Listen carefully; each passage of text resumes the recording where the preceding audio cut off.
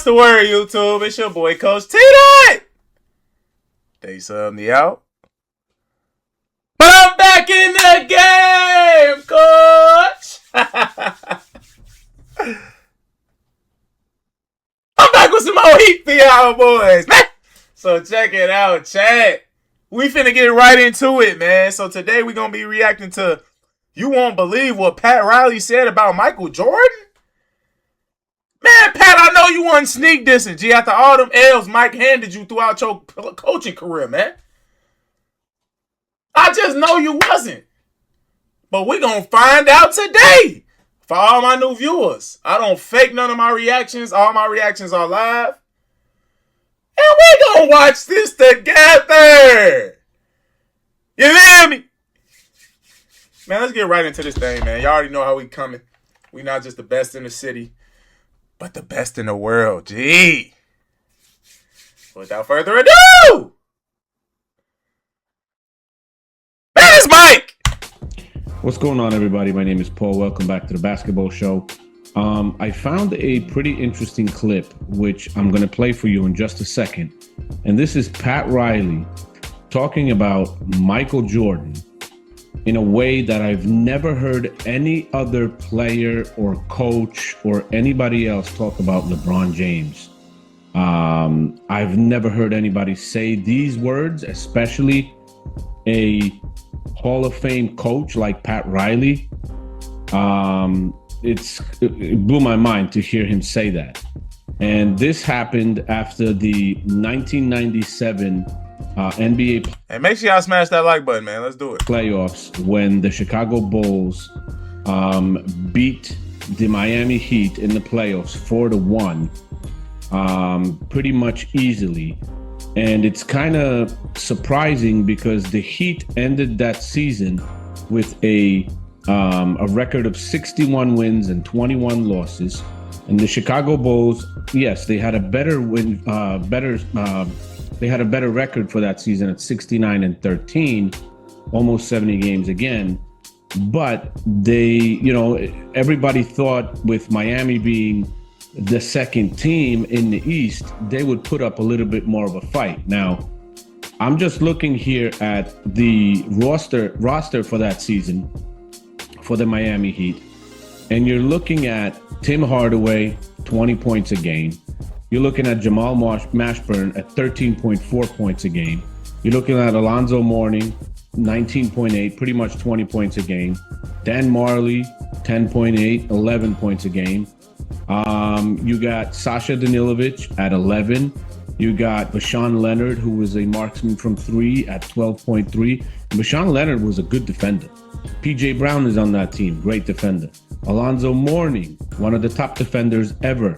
You got Dan Marley, one of the top defenders ever, who played against Mike, and Bashan Leonard defended Mike in that series. There was a lot of good players on this team, and they just were able to win one game in that playoff series. They lost to the Bulls 4-1 in 1997. You could check that stuff out. Series stats. That's Eastern Conference Finals. Eastern Conference Finals, Chicago won this by 4-1. I mean, Chicago beat them in game 1. Chicago beat them in game 2. Chicago beat them in game 3. Then Miami was able to pull out 1. And then Chicago won game 5. Michael Jordan averaged 30 points a game in that series, and Scottie Pippen 17. They were the only two averaging double digits.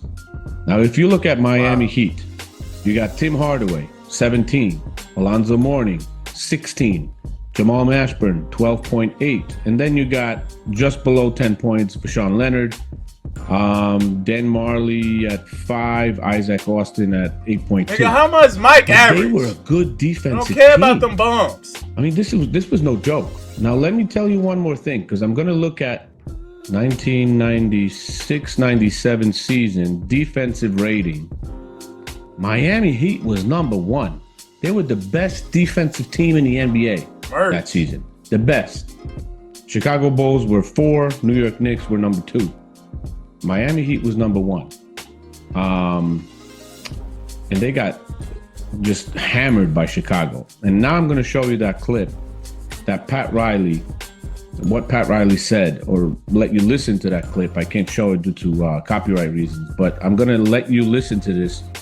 And there is Michael Jordan speaking, there is Phil Jackson speaking, and then there is Pat Riley talking. So take a listen, and I'll get back to you in a second. Well, I really enjoyed the fact that Morning scored one field goal out there. That was the last field goal of the game, of course. Can you talk about the job you guys did on the line of the Morning? Only one measly three-pointer in waning minutes. He did it on himself. We didn't do nothing. He just talked himself out of the game. I don't think anybody's going to win again until Michael retires. I just don't, you know. That's the way it goes. I plan on being around for a little while, you know.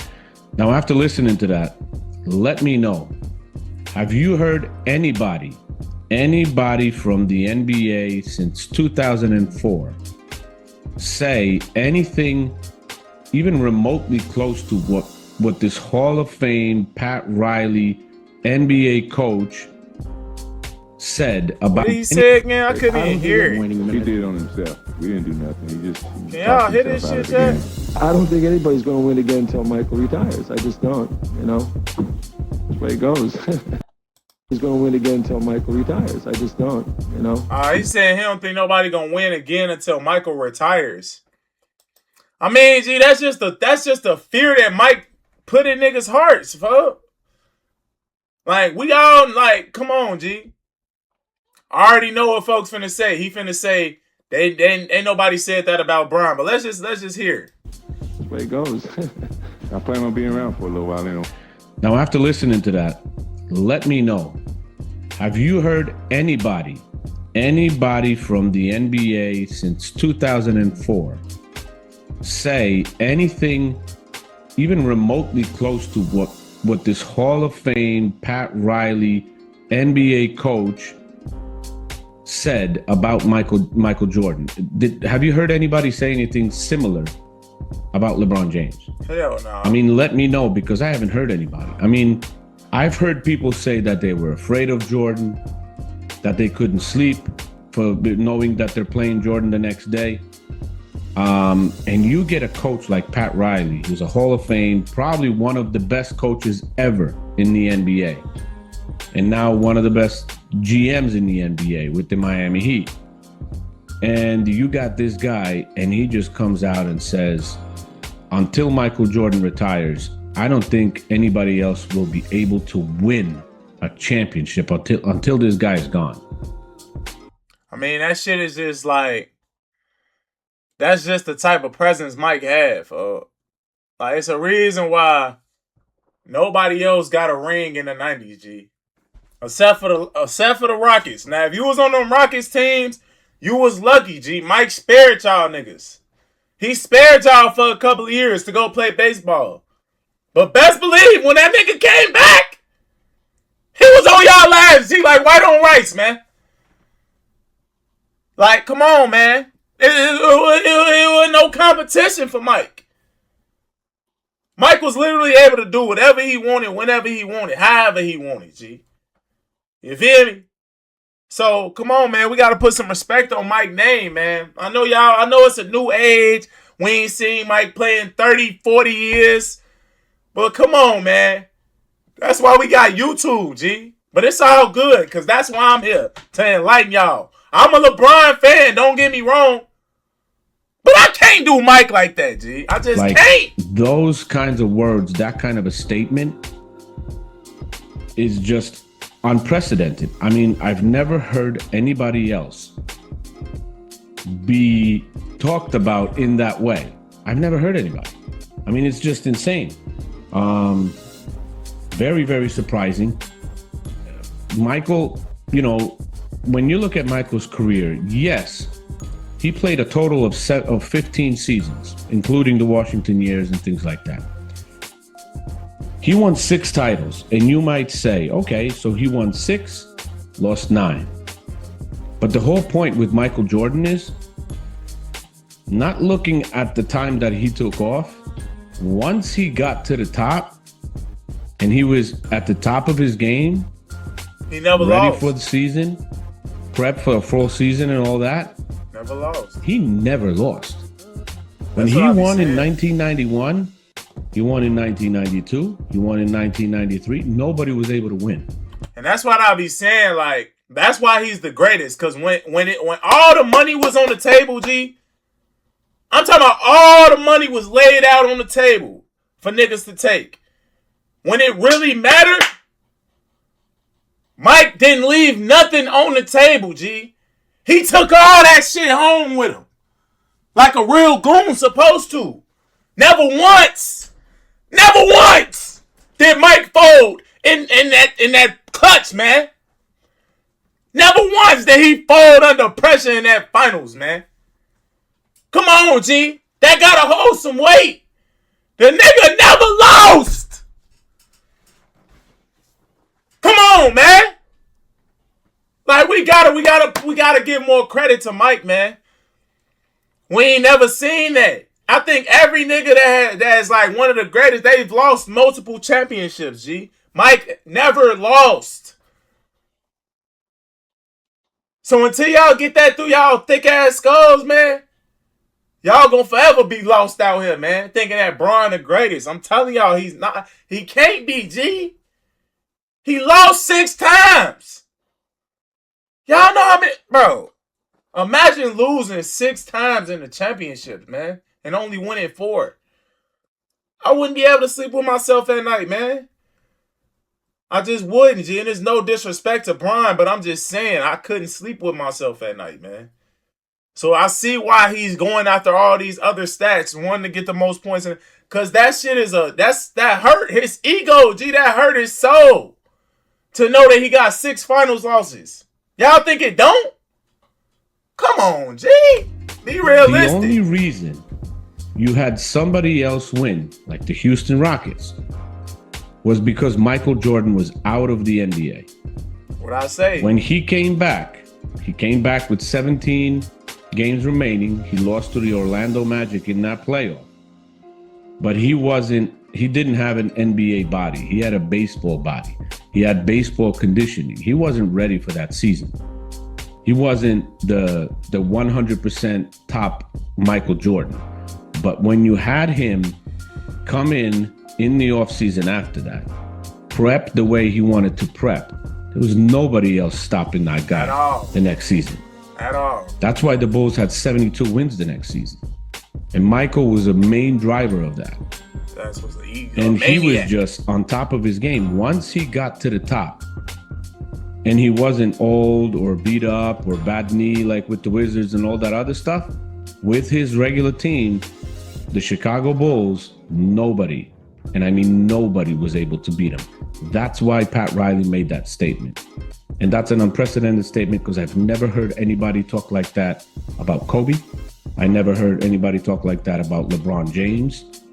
And that just proves it even further that Michael Jordan is just, there is no comparison to Mike, period. No LeBron, no Kobe, no anything. They're number 2s and 3s and 4s and 5s, but only number 1 is Michael Jordan. I'm glad somebody finally Thank you for said coming. it, Thank man. you. Man, I appreciate you, OG. This video, I was finna start falling asleep on this video, man, because this nigga was just talking. Y'all see I ain't say nothing till like 5 minutes into the video, but you know, I just wanted to play it out and hear what bro had to say, but he's speaking straight facts. The only reason they got spared in 94, 95, is because Mike was in the MLB, man. Let that nigga have been in the league. He probably would have had 8 straight. Who knows? I don't know. You know, fatigue could have kicked in, but I ain't worried about that, G.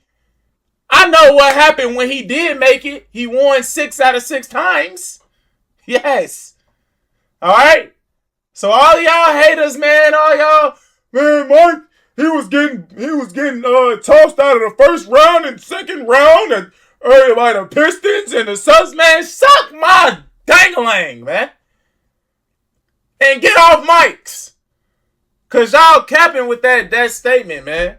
I hate when y'all say that. Cause it's something called a hero's journey, man. Like, a nigga he gotta lose in order to win. Y'all acting like everybody just came out the gate winning, G. The only person that did that is Magic Johnson. Nobody else He's the only one that came in the NBA and winning right out the gate. Everybody else had to go through their bumps and bruises. You feel me? Kobe probably was the next most successful.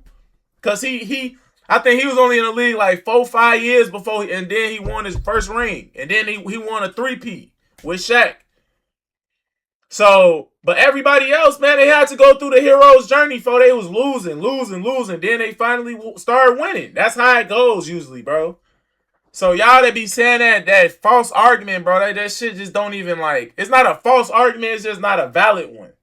You know? So, man, but this is a good video, man. Pat Riley already knew what time it was, y'all. Alright, but look, man, all my new viewers, I hope y'all enjoyed that. Make sure y'all like, comment, and subscribe to the channel if you're new. It's your boy, Coach TDOT, man. I'm up out of here. I love y'all.